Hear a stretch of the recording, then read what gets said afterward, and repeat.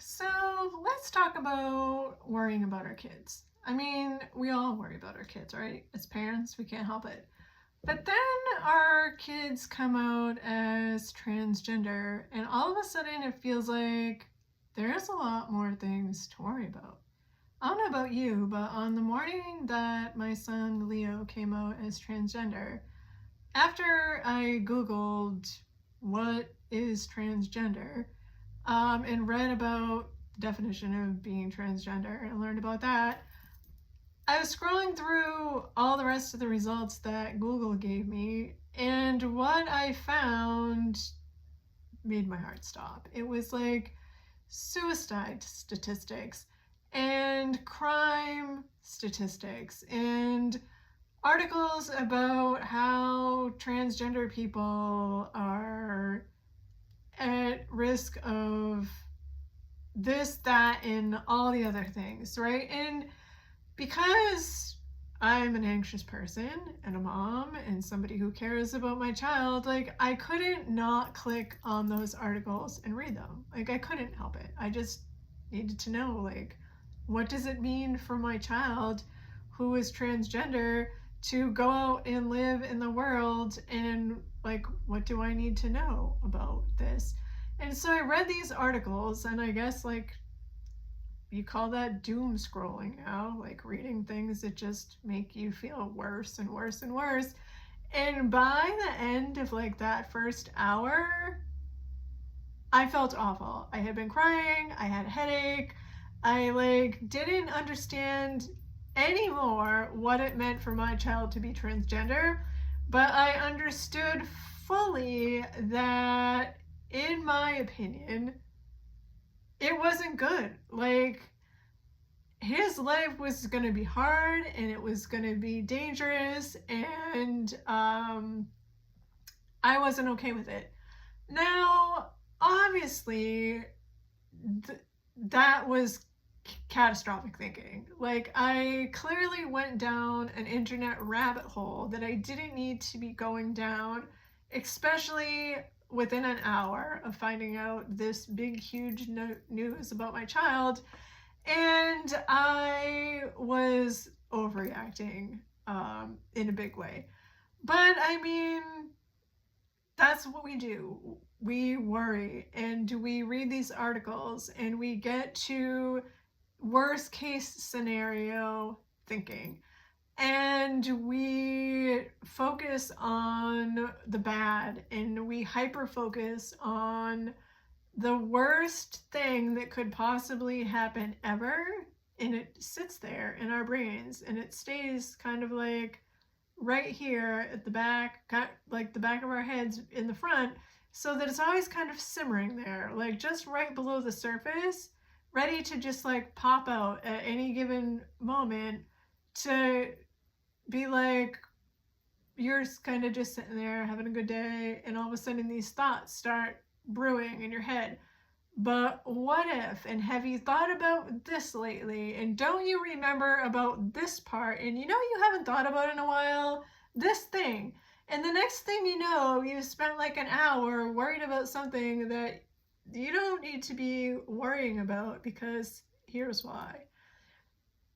Our children, especially if our children are older like mine is, my children are 25 and almost 28, are perfectly capable of taking care of themselves to the best of their ability, because my husband and I have raised them to be self-sufficient, capable human beings, as are, I am sure, your young adult or older teenage children, although teenagers sometimes still need that parental guidance and encouragement to make good choices and do the right things. But as they're getting older, in say like, I'm thinking like end of high school, going off to college, they're pretty well versed in how to best make good choices and take care of themselves, even if sometimes they don't. Like, we have to give them the space to sometimes make wrong decisions so that they can learn from them, right?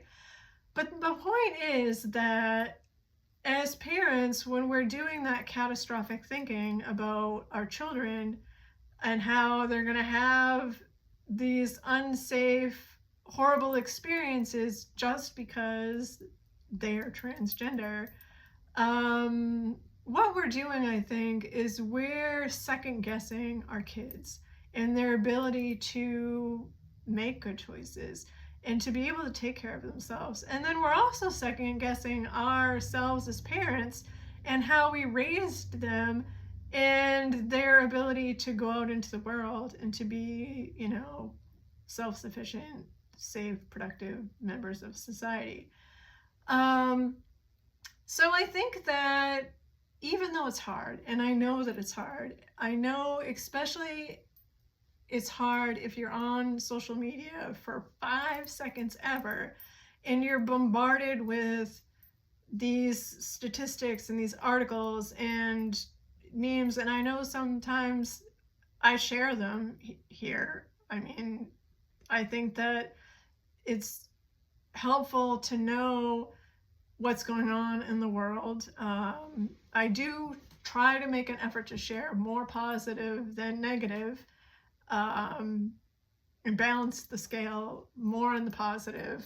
Sometimes it feels like all there ever is negative, and I don't want you not to know what's going on. But I think that we sometimes just get too caught up in my kid's not going to be okay because of the fact that they're transgender and the world is out to just get them. And it just gets us down and it gets us worried and it makes us anxious and it fills us with all this negative energy that we don't need to be carrying around. We really don't. And I know that that's hard. I know it's so hard because we can't help it, because they're our kids and we love them and we just want what's best for them. And I think that it's something that we have to just try and let go of some of it. You may not be able to let go of all of it, especially if, like me, you have anxiety, because there may just always be some of it there thrown in your brain, trying to, make you be more worried than you need to be. But you can just trust that your kids are going to be okay, that you have done a good job raising them, that they know how to take care of themselves. You can always suggest that they take, like a safety class, or if they haven't done that already. If they're younger, there's always things that kids can do to be more safe, travel in pairs, don't go out late at night, all those things that they should be doing anyways. But I think that hovering, helicopter parenting, and like all that anxious worrying, I think at the end is just detrimental to us. So I just wanted to hop on here and talk about that a little bit, because one of the things that I hear from parents a lot is that they are really worried about the safety of their kids. And I get that, because me too. Less now than I used to be 7 years ago, or it's almost 7 years, when my son first came out. And only because I've had to do a lot of hard work to get to be less worried than I used to be all those years ago. And I will admit that, like, it's been a lot of hard work on my part to be here less worried than I used to be there. But it's worth it, because I feel better having done all that hard work. Like, I feel emotionally better and I feel physically better, because when you are anxious and worried and scared and stressed and all of those things about your child, it takes a toll on your body. So for me, it was worth the work to do that. And if you find that you're having a really hard time with worry and fear and stress and anxiety over your child, then, like I always do, I would recommend enlisting the help of a trained professional to help you work through that. It is the best time and money that you can spend for yourself. So that's all I have for today. I just wanted to pop on here and have a chat about that. Feel free to put any questions or comments or thoughts in the comment box and we can talk about it more. And I'll see you again soon. Okay, bye.